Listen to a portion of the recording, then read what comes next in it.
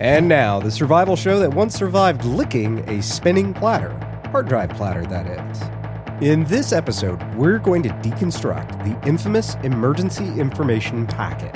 And our guest, Justin Carroll, is going to translate geek to simple for us to make this easy for even the most technologically inept among us. After this episode, even my mom, who still can't figure out email attachments, would be a wizard at preparing and backing up her most sensitive documents. Howdy, and welcome to In the Rabbit Hole's Urban Survival Podcast. This is episode number 174. I'm your host, Aaron, and you are in the rabbit hole. Safe and sound.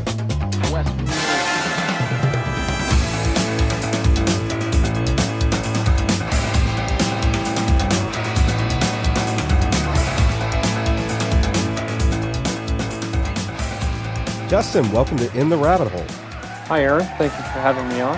I'm excited about this topic today because we've never covered, and it's a topic we've discussed in many episodes in the past about people building information packets for emergencies and for bugging out in other scenarios, but we've never actually talked about the real kind of nuts and bolts and maybe even the higher level topics of putting together that packet and the physical devices that go on and things like that and cloud storage. And so we've got you on today to enlighten us about those things. But before we dive into that, tell us who you are, what you did, what you do, all that fun stuff, so we can get to know you a little better. Absolutely. So, first of all, I'm not an IT guy. I don't say that to cast aspersion at that field. I just want listeners to know who I'm not. I'm definitely not an IT guy. I spent 8 years in the Marine Corps. I was in a force reconnaissance platoon as a team member when the Marine Special Operations Command stood up. I had the opportunity to be one of the first members of that and deploy to Afghanistan with them. And I got out and immediately jumped into a couple years of work, the majority of which was overseas with another government agency. And that kind of initially opened my eyes to some of the digital threat landscape, having to work on, we'll say, not the most trustworthy networks if you wanted any kind of internet connectivity. So that kind of got the gears turning for me. As soon as I got out of that, I got a job back with the Marines at the Marine Special Operations Schoolhouse as an instructor. And I spent just under 5 years there. And we kind of realized that the most baseline level things that guys do, walking around in the woods with a backpack and a rifle, they probably had a computer with them.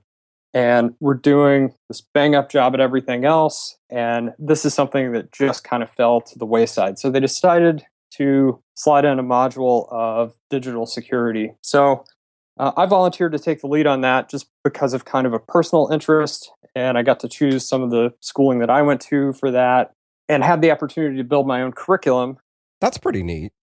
Yeah, really sparked the interest for me. So I left that job in November of 14 and started writing books on digital security.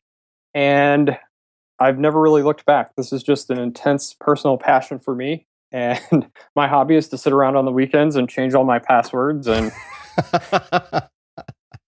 That's awesome. So make the distinction for us when you say you're not an IT guy, but it sounds like a lot of the stuff you do is very IT related. it is, but it's all geared toward the very end user, the very end of that chain, the client side. As far as working with enterprise, I have no experience in that. I have no formal training in this, no IT degree or anything of that nature. Oh, okay. Okay, I get where you're going with it now. As far as emergency information packets, like we said before, these are a repeated topic, but it's not usually broken down very well in the way of kind of what should go on there, how to encrypt it, devices, cloud storage, all that other fun stuff. So let's start simple and at the beginning. Why is it important to make backups of important documents? So I'm sure you know that in the best of circumstances, right now, going to your county courthouse to try to get some document is a headache. It's time consuming, it's inconvenient, and this is under perfect world scenario. So if there's some sort of large scale event, earthquake, hurricane, floods, wildfires, where homes are destroyed, institutions are destroyed.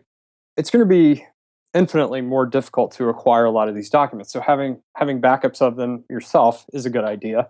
And sure, your bank probably has a database somewhere with all your information in it, but I'd prefer to rely on myself to maintain that backup rather than relying on a faceless institution. So that's kind of the big scary. My house burned down, my computer's destroyed, all my paper records and documents are destroyed. The big frightening version of that. But on a much more mundane level, hardware fails, computers are lost, computers are stolen. You tip over your glass of Diet Coke on your computer, which, to be clear, wouldn't destroy the hard drive and the information on it. But these things happen, and they've happened to me. I can cite several examples of massive amounts of information lost, most of which is replaceable, but not all of it. So regardless of what your pet prepping scenario is, it's still a good idea to run just general backups. And then to have some of these other things, some of these other documents that might be very difficult to replace in the event that they're lost in some sort of an event is a great idea, because when that event happens, there will be a lot of other stressors affecting you. And to not have to worry about, oh, how am I ever going to find my birth certificate again? Not having to worry about that to alleviate some of that stress and lets you focus on other things. That makes perfect sense. Justin, let's take a quick break for these important announcements. Ladies and germs, we are one episode away from the ITRH summer break. After next week's episode 175, that would be May 25th, the show will be going on the once every 3 weeks format known as the ITRH Summer Shorts. Then the show will return for season 6, August 1st. And I can already tell you, season 6 is shaping up to be really interesting with some exciting new features, guests, and of course, shenanigans. Now, a serious question for you, dear listener. Do you get at least $2.50 a month worth of survival goodness and entertainment out of ITRH? Well, as it turns out, ITRH is sponsored and kept on the air by listeners just like you. Visit itrh.net today to find out about the super deluxe extra benefits. Membership gets you things such as an invitation to the secret ITRH Facebook group, where you can chat with myself and other ITRH listeners about survival, preparedness, or whatever blows your skirt up. Supporting vendor discounts. Access to the ITRH Bob and Emergency Kits class with special download bonuses. That's instant access when you join. A copy of the book Owning Your Survival, 9 Steps for Surviving, Survival, and Preparedness. Access to every episode ever produced by ITRH, including one that was never aired publicly with a famous knife maker. Monthly live virtual ITRH hangouts, and if you're in Houston, 2 monthly in-person meetups. And coming next week, I'm loading up the now publicly not available 12 episodes of the Safe House show I did last year. Those are just a few of the membership benefits. Visit itrh.net today to become a supporting member. Now, back to Justin. In a general overview, what information should preppers and really everyone be backing up? I've kind of broken this out into multiple layers of information. So the minimal amount of information that you can carry on your person day to day, all the way up through full backups of absolutely everything. At the very, very baseline minimum, there are 2 things that I would never want to be without. And one of those is all my phone numbers, which I have my iPhone, I have my backups on my MacBook. But if I lost my iPhone, if I didn't have my computer, I don't know anyone's phone number. I wouldn't be able to reach out to anyone. This is just a day-to-day concern for me in addition to a survival scenario. Yeah, it's interesting, isn't it, that as soon as smartphones, or as soon as cell phones really, because we can go back as far as it just them being cell phone, flip phones and stuff like that, as soon as we had those digital address books, everyone forgot everyone else's telephone number. I experienced this recently. My father was dropping me off at the airport. I was flying out for about a 5-week trip, which I'm still currently on. And as soon as I got in line for security, I realized I had forgotten my phone in his truck. And Oh no. the enormity of that sank in immediately. I don't have a way to get in touch with anybody. I don't have a way to get in touch with the people that I'm working for when I get to where I'm going. I don't have a way to get in touch with anyone. The only thing that saved me is my dad's cell phone number has not changed, and he's had it for a very, very long time. Yeah. And that is the only phone number I know. Had it been my mom or you or anyone else, I would not have known the number. So fortunately, it was him, and he turned around and I had my phone. But That illustrates it really well. that's the first thing of these two things that I consider my absolute baseline must have items. The other thing is a backup of my password manager database. So being focused on the things that I'm focused on, I assume that password managers are like seatbelts and everyone uses them, even though I know everyone really doesn't. They should. But my password manager contains all my logins for everything. Were I to lose that, I would have great difficulty logging into any of my online accounts, which we could go down a completely different path and talk about passwords and authentication and password managers, but I'll try to stay on topic here.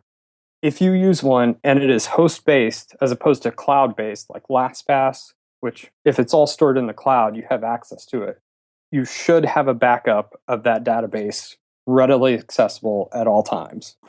That's smart. Yeah, I use one, and it's funny in many ways. The conversation we were just having about cell phone numbers, I don't know. I would say 99% of the passwords to anything anymore since I started using a password thing, and I tend to, set the length pretty long. And my wife was asking me for the password to a website I'm putting together, and I sent her the password, and she looked at me. She's like, "Are you out of your mind?" She's like, "How am I supposed to remember this or do anything with it?" I said, "I've been telling you, get a password keeper for a long time." But anyway, random side story. Yeah. Gmail allows you to use a 99 character password, and with a password manager, it doesn't matter if it's 1 character or 1,000. It's the exact same amount of work. So why not max it out? Yeah, and that's smart. I mean, it's definitely something that people should be backing up. Absolutely. So that's my baseline. Absolute 2 things I could not live without. I could recover a lot of things as long as I had those 2 things, but without those, I'm in big, big trouble. So moving on further down into now we're talking significantly more data added. So there's 4 categories of information that I think you should essentially have availability to at any time. Biographical information, which I kind of categorize as who you are. So if your house is on fire and you run out without your wallet, maybe you have this on an offsite hard drive somewhere. Maybe it's on your keychain in your wallet. Maybe it's in the cloud somewhere. But scans of your driver's license and passport, military identification, some form of identification that proves you are who you say you are. I've messed around in this privacy world, trying to make myself as private and anonymous as I can. And I took it a little too far with my bank, and proving that I am Justin Carroll actually proved to be fairly difficult with my financial institution recently. Oh, wow. Marriage licenses, birth certificates, divorce decrees. Probably not a bad idea to have scans of your concealed carry permits, or if you live in a state where you have to have a license to own firearms, if you plan to bug out with those.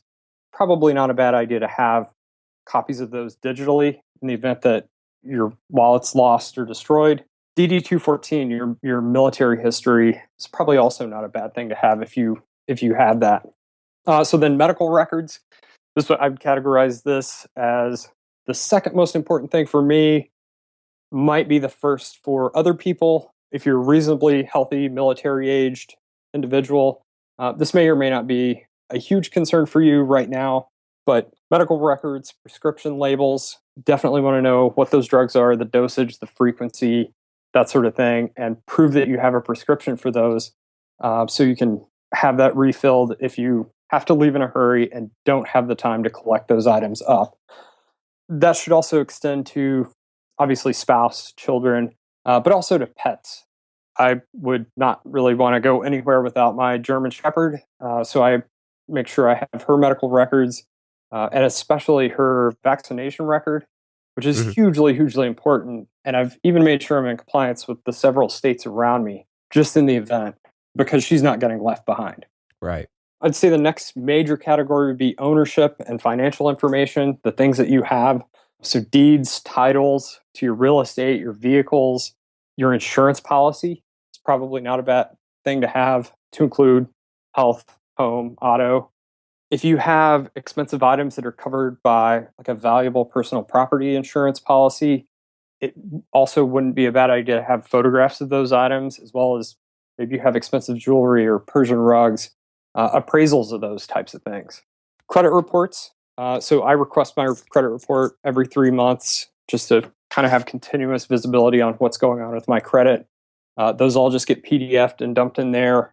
Bank statements. If you own NFA restricted firearms, probably not a bad idea to have a backup of that paperwork as well. So all that are the things that you need to continue a fairly normal existence without having to pull your hair out trying to recover your birth certificate or prove that you're married or what have you. But the other stuff is more personal. Your personally irreplaceable documents like photographs, whatever those may be. And I'm sure there's things on here that I have missed. I'm sure there are things that some people have that they couldn't live without for whatever reason. So fill those in using those 4 categories: biographical, medical, ownership, and financial, and other, kind of as a rule of thumb, kind of as a guide. Yeah, that makes perfect sense. And I think breaking it down into the tiers, the way you described it, is also a really great way to organize someone's thoughts around where to begin. I know I'm really bad about that. Like, I am mentally one of the most disorganized human beings ever. And so for me, I have to really carefully sit down and think about putting one foot in front of the other, metaphorically speaking. So that's a great way to look at it. And as far as this is a random aside, and I've wondered about this myself, and it just occurred to me. So you have this, a USB stick or something like that that has all your personal information on it, or maybe a larger hard drive.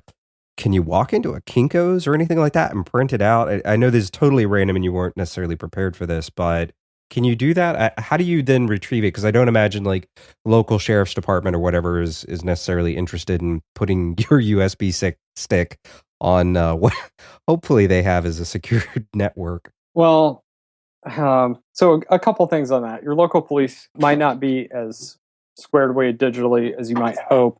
There's a police department specifically in Massachusetts that has fallen victim to cryptoware twice now. All their files are encrypted and they had to pay a ransom to get those back. And the same department has fallen to that twice. But that's a complete aside. So really it would depend, Aaron, on whether you've encrypted or not. Sadly, that's going to add a layer of difficulty to getting that stuff back. However, it's also incredibly important. I've lost USB flash drives. That's one of the huge, huge problems with them. They're so small and so convenient. They're really, really easy to lose. And you don't want to lose that flash drive with everything about your life on it. Probably what I would do, worst case scenario, I'd probably go to Best Buy and buy a $250 laptop and start from there. Okay. So as far as, and this kind of leads us into the next part, which is local drives. Like we started talking there for a second about flash drives, and there's a bunch of different options out there, but let's kind of walk into that topic. And how does someone begin with that? And we can even lead into encryption once we've got our drive going. Okay, so I'm definitely on the far end of the spectrum for this, but I maintain 3 local backups at any given time. So one is on a USB flash drive that's on my keychain, and this is the one that theoretically I would run out of the house with my hair on fire, and I would have it. Now, this isn't the most up-to-date backup that I have. It's probably at any given time a week or 2 out of date, sometimes as much as maybe a month and a half out of date before I remember, stick that thing in the USB port and sync everything up. So that's my absolute most baseline backup. So for that, I personally use, and I have no financial interest in any of these products, but I use a Kingston Data Traveler 128 gig flash drive. It's aluminum construction, no moving parts. It's lived on my keychain for about a year now, and it's still kicking. So I'm pretty confident that it's a fairly robust little affair. And it's about $30. I mean, you don't have to invest a fortune in this. I know a lot of people like the Corsair Survivors, where the flash drive screws into this waterproof aluminum tube. They're definitely neat. I don't know that they're absolutely necessary, and they're much bigger.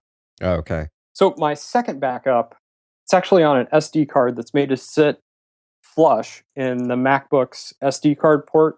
It's called the Transcend Jet Drive, and a 256 gig version of that's about 150, we'll say in the neighborhood of $150. And that runs once a day. So every single day I'm backed up on that.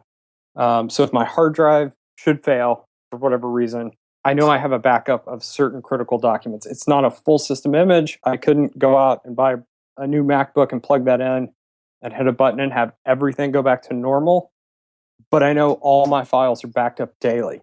Now, the problem with this is, again, it's in my computer. So if someone snatches my laptop bag off the bus, I just lost that backup as well. So that's why I keep the second one in my pocket. And the third one I run is a full system image backup. I really like the Apple Time Machine / Airport system, where it's all done over Wi-Fi, kind of behind the scenes. Anything that requires human interaction is prone to failure, because even I get lazy with plugging that flash drive in my pocket in. Theoretically, I say in my head once a week, but I'm prone to overlooking that just like everyone else. So there's a number of different ways you can do this. If you want to do a minimalist one on a flash drive, I mean, you can get into a 16 gig flash drive for $5. So all the way up through, the $500 RAID array in a network attached storage box or whatever. You can get as complicated or keep it as minimalist as you want, as long as you have those really critical elements of information. The USB stick is actually a good point, and I use the verbatim Tough and Tiny, and those have worked pretty well for me for the last few years. They're super small. They're about the same size, maybe a touch bigger. I'm looking at one now, the micro SDs, and those have worked. And I've even put one of them through the wash several times, not as a torture test, just out of pure stupidity and forgetfulness. But and they've held up pretty well for me. And as far as we've brought up encryption a few times, and of course these things, like you were talking about with your laptop, could be stolen, or you can lose your keys, or anything else. What do you do to encrypt this information in a way that's easy enough to get back at it again later on?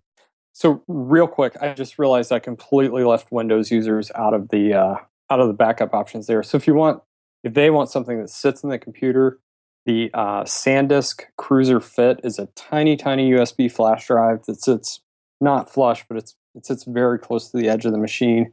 And then the Airport Time Capsule works with Windows devices as well. So the encryption piece, a couple different routes you can take with this, and I strongly recommend, especially on USB flash media, doing a full drive encryption on that. And you can do that if you're a Mac user. You can do it with File Vault. If you're a Windows user and you're fortunate enough to have a version of Windows with BitLocker included, you can use BitLocker for that. Unfortunately, BitLocker is only included typically with the top tiered versions of Windows. That's not an option for most people. But there's a free option, VeriCrypt, which is a fork of the older TrueCrypt, which was kind of the gold standard for a long, long time until support was dropped for it.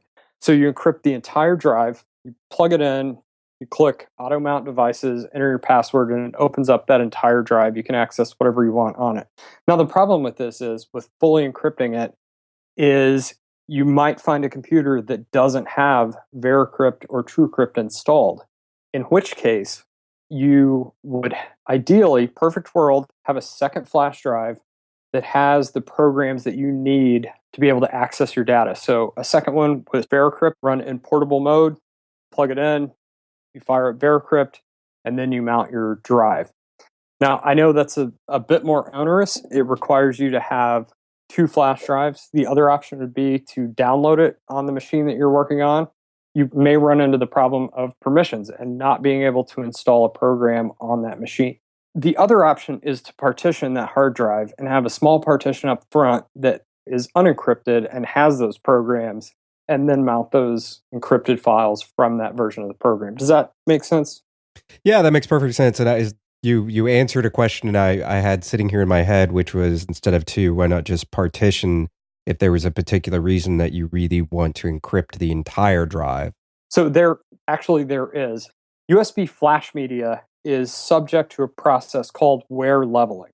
So the way solid state media works, it's only good for about 10,000 read write cycles, which doesn't sound like a lot, but that's a few years of opening stuff, closing stuff, writing stuff to the medium.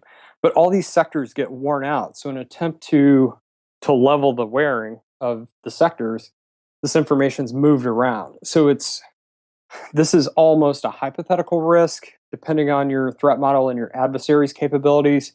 But with wear leveling, some of that stuff can potentially be left out in the cold on unencrypted sectors. I don't think it's a huge concern for your average user. I'm paranoid about it, but But it's also your job to be paranoid. right, right. For your average individual, it's probably not a huge concern, and you're probably pretty safe doing a partition if you're comfortable with partitioning drives. Mm-hmm. Okay. So now, what about cloud backups? And I know a while back, Snowden came out was like, and all anyone heard was Dropbox bad. But I guess that was probably as much as most people read into it, unless they were technically minded. So where does that go? So cloud backups, I'm very mixed on them. Security wise, I'm placing documents that are, but by design, the fact that I'm choosing to store these documents, they're personally important and sensitive to me.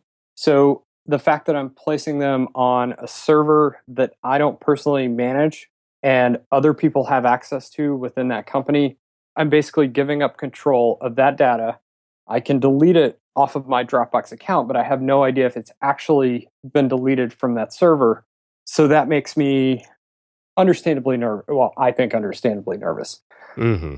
Obviously, the huge, huge upside to that is no matter where you are, if you can access that Dropbox account, you can access all your data. And I'm throwing Dropbox out there, but Google Drive, iCloud Drive, Microsoft OneDrive, or whatever it is, you can still access that data. You give up something in security, but you gain a lot of safety. Those two things being discrete from each other. Now, if you do decide to do cloud backups, I recommend a couple things. First, I recommend you encrypt on the client side. So encrypt locally on your device. And there are a couple of programs that are made specifically for this. My favorite one for Windows for a long time is called CryptSync. It's a free application. You create an original folder, which for me was just my documents. Mm. So it would go into my documents, look at all the files in there, create encrypted copies of them, and then upload them to my destination folder. So you could set your destination folder to be your Dropbox folder. Everything's encrypted on your machine before it goes up to Dropbox. Okay. Now, the downside of that, it encrypts every single file individually. So you have to authenticate every single one of those files to open them back up, which is if you have a million photos and you're trying to find that one prime selfie, that can be a time-consuming proposition. Yeah. So I guess at that point, if somebody said, I don't care about my photos folder, but I do have this other folder that has like my marriage license in it, my NFA license in it, and copies of driver's licenses and other gun licenses and things like that, can you just encrypt one folder in there? Yes, yeah, absolutely, you can. You would just choose your original folder to be encrypted as the folder that contains all those documents.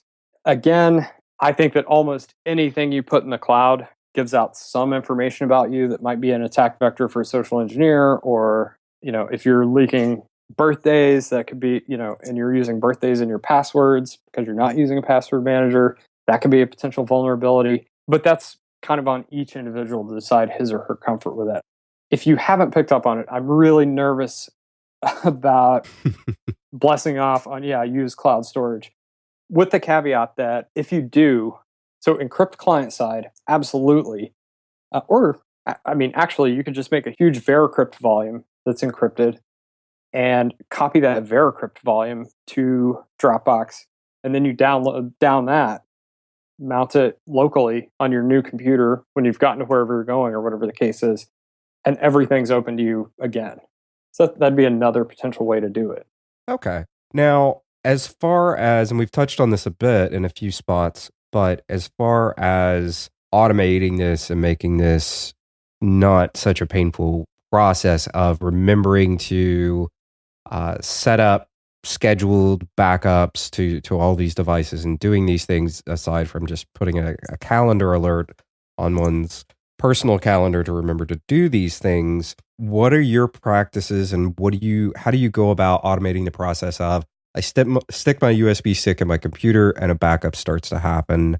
How do you set those things up so that this becomes less of a hassle for people and really they get to the point where they're just kind of plugging and unplugging devices? Right. Yeah, you're absolutely on point with that. Anything that requires us to do anything on schedule, there are always 10 other things that are more important than doing something that we don't see behind the scenes right then. So I like to automate everything that I possibly can to make, especially the things that I know I'm prone to procrastinate on.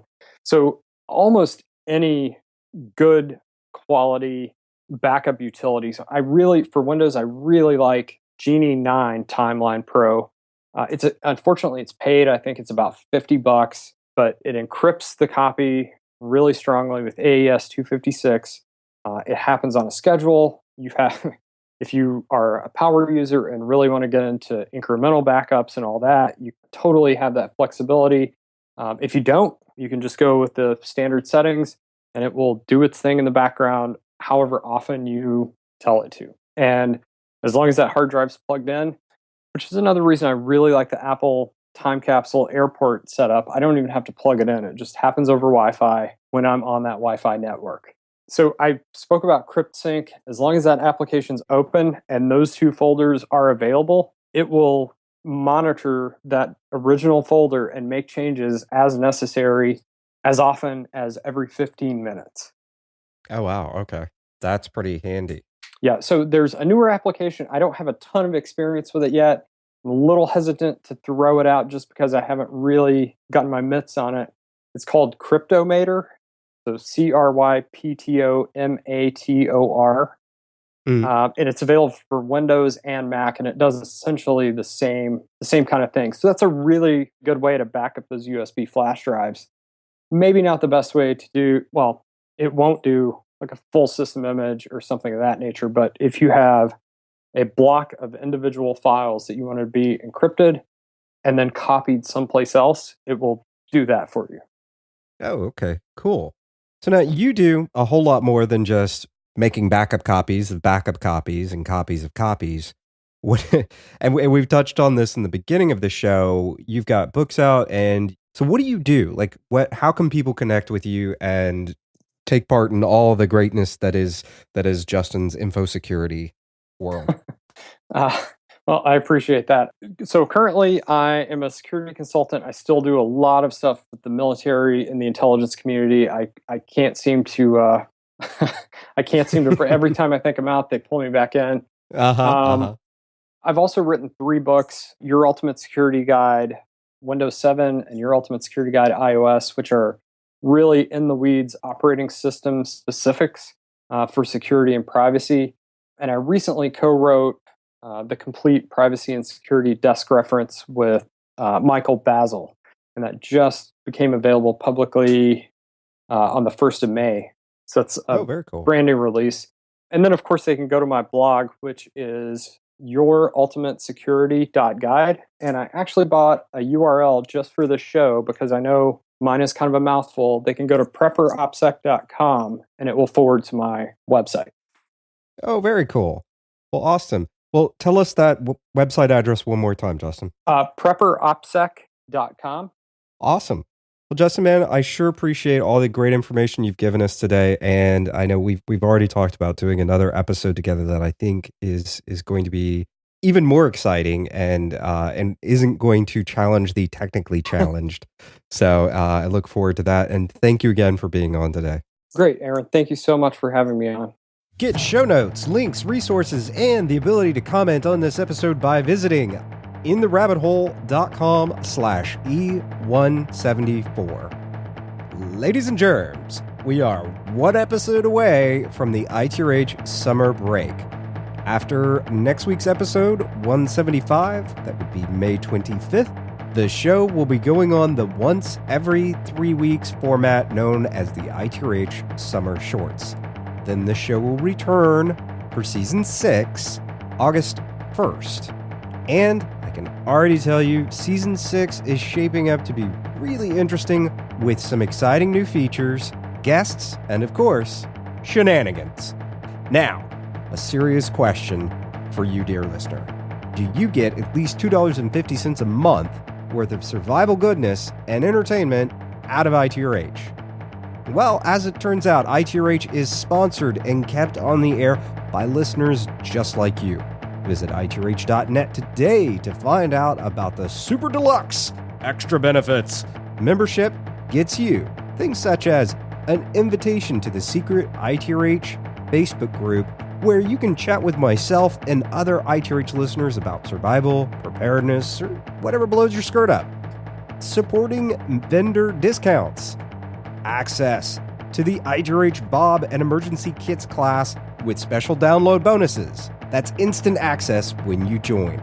A copy of the book Owning Your Survival, 9 Steps for Surviving, Survival, and Preparedness.